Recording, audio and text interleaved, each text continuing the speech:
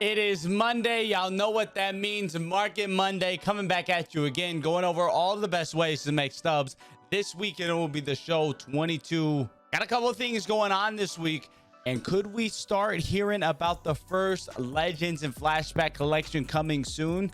I think it could very well be around the corner. We're going to go over that. We're going to go over the market crash that we had over the weekend and take a look at the content coming out this week to see how we can prepare ourselves and be sure we can make a ton of stubs. Let's go ahead. Let's hop into this one. So first off here, looking at the market, we did have quite a bit of a dip over the weekend. That Player of the Month program and the new Conquest map brought out a ton of packs and stubs. That just made things come down a little bit. For example, we had a lot of headliners. There was that headliner choice pack in the Mother's Day Conquest map. If you haven't done that yet, be sure to do so. We can see a lot of guys dip down. This Vita Blue had quite a significant drop. We can see that for pretty much every single headliner in the game. If you bought any during that time, they are starting to rebound now. Not a bad time to look at selling. Almost acted as if a mini flash sale happened with that headliner choice pack there in the Conquest map.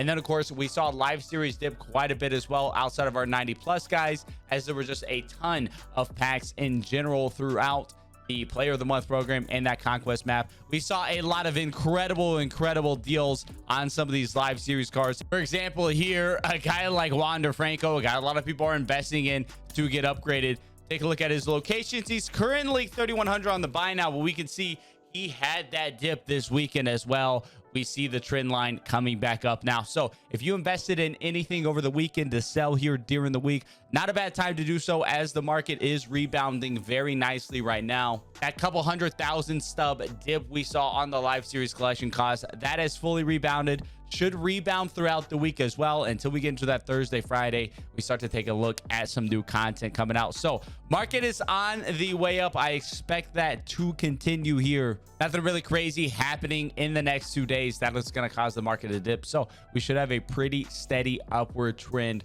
for a lot of these cards that are above quick sell right now. I'll say so as well.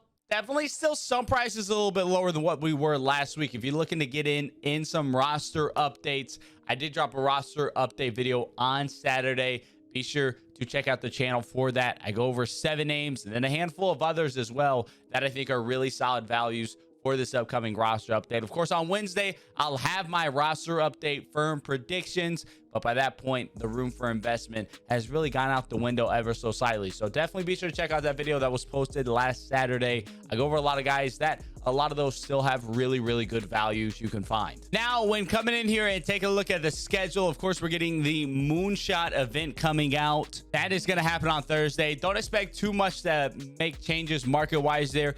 Maybe we get some sort of choice pack within that, but I don't expect too much overall. But events, great stub making method this year, and you can get those rewind packs. I would expect those to pretty much be back in every event we get from here on out. Get those rewind packs, help fill out your collection, because we're going to be talking about collections here in a second. I think that first Legend and Flashback collection could be coming very soon.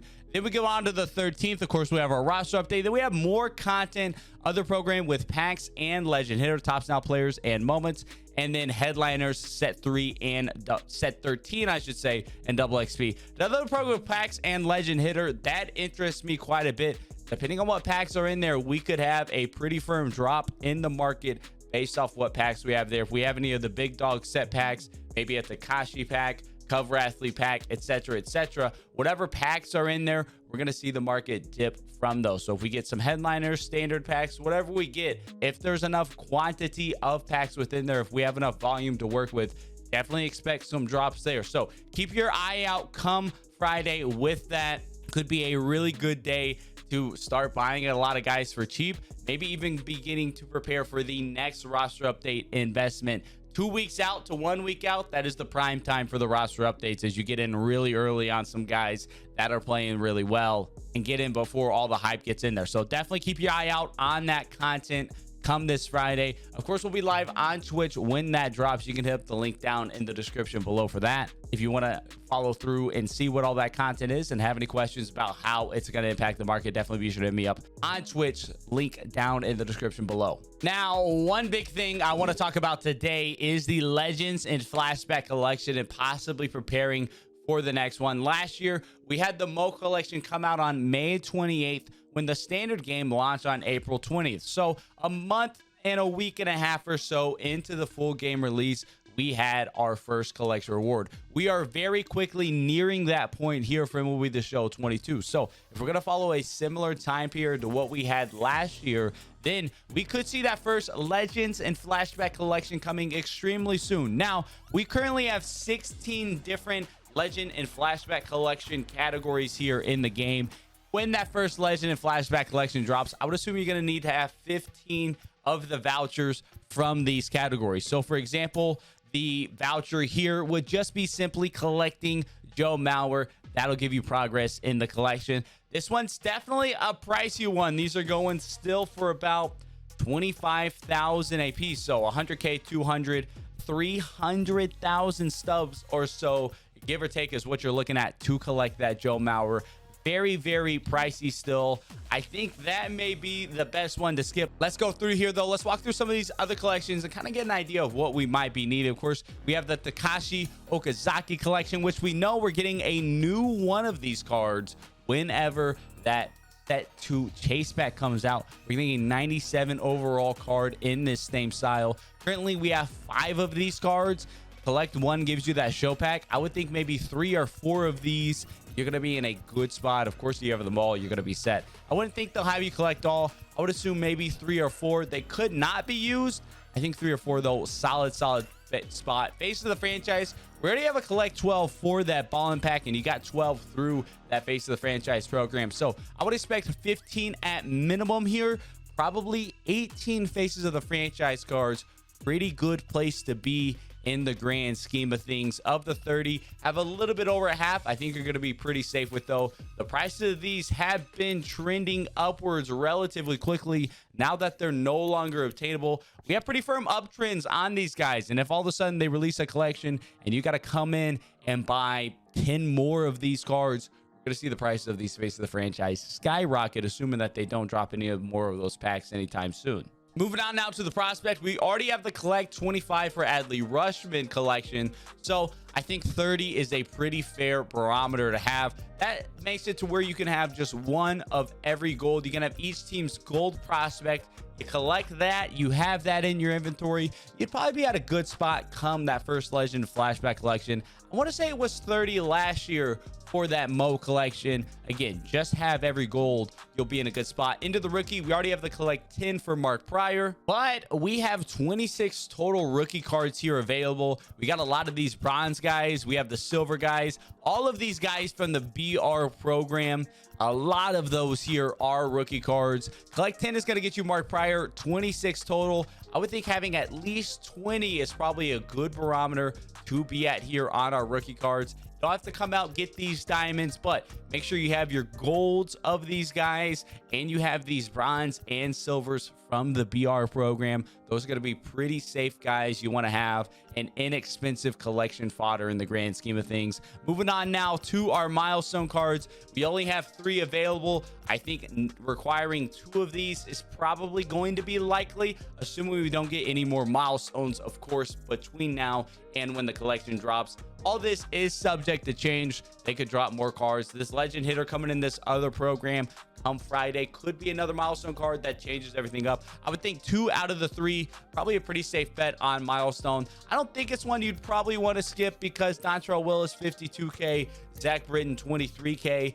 They're not cheap, but in the grand scheme of things, not too expensive to make sure you have 2 of those. And that's assuming you don't have the NL done and have Clemente already. Moving on to our 6 series, we have 4 6 series available here in the market. 3 of them come from collections, 3 expensive collections as well. I think signature series is going to be a tough one. I would think that they're going to require 2 of these, allow you to buy a guy like John Franco, who's 34K. We saw him dip a little bit this past weekend as well. People are starting to get to those big dog packs in the program. I would think they're only going to make you have 2 of these current 6 series cards, as Randy, they know, is very tough to get. Lucina and Young are both difficult as well. So have one of those, have John Franco. Of course, could get some more 6 series as well. 6 series, one of the toughest collections for Mo last year. I believe there were 3. You had to collect 2 of them. One of them was a World Series. One of them was a collection award. I can't remember what the other one was, but 6 series was very tough for that Mo last year. Going on to awards, we do have a little bit more awards cards. We have 6 of them, and 3 of them are available in packs as well. I think 4 awards cards is probably a really safe place to be. They may make it pretty obtainable and keep it at 3. We don't really know the difficulty that SDS is going to make these legend and flashback collections this year, but it seems as though they're trying to trend in the direction of making the game a little bit more of a grind. We see that with Player of the Month. We've seen that with live series for many reasons. We've seen less packs in the game. So it wouldn't surprise me if the collection requirements for this legend and flashback collection, the first one, are very stringent, very difficult, as they want people to have something to work for, have something to grind to. That was a big complaint about 21, that everything was really easy and there was nothing left to do. So I definitely expect maybe a little bit more stringent of a collection requirements this year in 22. 4 out of 6 here, 4 awards is what we're going with. Prime, we got quite a bit of primes. We have 8 prime cards. A couple of them not too difficult to obtain either. A couple of them are for sure. Guys like Chase Utley, Troy Gloss, Grady Sizemore, not easy, but we got Carrasco, who's a headliner, Matt Carpenter, who is a headliner as well. Dunn we have here in choice packs at 35k. Let's take a look at the price of Carpenter, only 16k, not bad. Carlos Carrasco 23k, and then C-Check here, event reward just 14k, as we've gotten all those event rewind packs. Definitely stock up on your primes. One of the toughest collections last year were the prime collections. We just didn't get that many of them. We're getting some more of them this year. I think 5 to 6 is probably a good place to be here with these, as they have 8. They're not going to make it too easy on us there. Into our monthly awards now. We got 14 of these monthly award cards total. I think acquiring 10 is going to be a pretty safe bet. Now, of course, you're going to get the Rizzo and the Dawson. Those 2 are going to come for free as you come in here and get through the program. And then, of course, you're getting all of the current month's Player of the Month cards. If you do the Player of the Month program in its entirety, you keep your 5 that you get for free, and then of course your ones that you get non-sellable as well. You keep all of those and you'll get all the monthly award cards that you need. So assuming you haven't gone through and sold any of these cards from that first Player of the Month program, you should be perfectly fine on not having to come in and buy any more of these. We'll have these guys like Ross Stripling, Alex Dickerson, Victor Reyes, but they should be totally optional when it comes to collection time. We currently have 19 Topps Now cards in the game. I would assume that you'll probably need all the ones you get through the program. So 1, 2, 3, 4, 5, 6, 7, 8, 9, 10, 11, 12, 13, 14, 15 you're going to get through the program. I think 15 is a pretty safe bet of what you're going to need to collect. You can collect all those ones you get simply from those moments, the Seiya from the collection, cards of that nature. Topps Now should be a relatively easily one. Same with our monthly awards as we get through it. Into second half heroes now, one that is always tough. Currently have 13 second half heroes cards. 9 or 10, probably a good place to be. If you notice though, there are no gold second half heroes. There are only diamond ones. So we got Jason Bay, who's 32k. I'm here with a guy like Cal Ripken, 57,000. Posada, 75,000. Vita Blue, we saw that drop, 17k. David Justice, 22k from the program. Not too bad. Gary Sheffield, brand new headliner, 24. And Ryan Sandberg at 18k as a headliner as well. But these all add up relatively quickly. Second half, always a sneaky little program here. 9 to 10, probably a good place to be on that. In terms of breakout, we have 34 breakout cards currently. This one should be one that you get through relatively easily, even without having guys like Kluber, Yelich, Eric Davis, Andrew Miller, etc. We got a ton of gold and silver breakout cards. Make sure you have your Castellanos. Make sure you have those gold legends and flashbacks from that first program. You have your BR guys like J.R. Richard, Byron Buxton, players of that nature. Maybe a couple diamonds here and there. Tim Salmon from the event.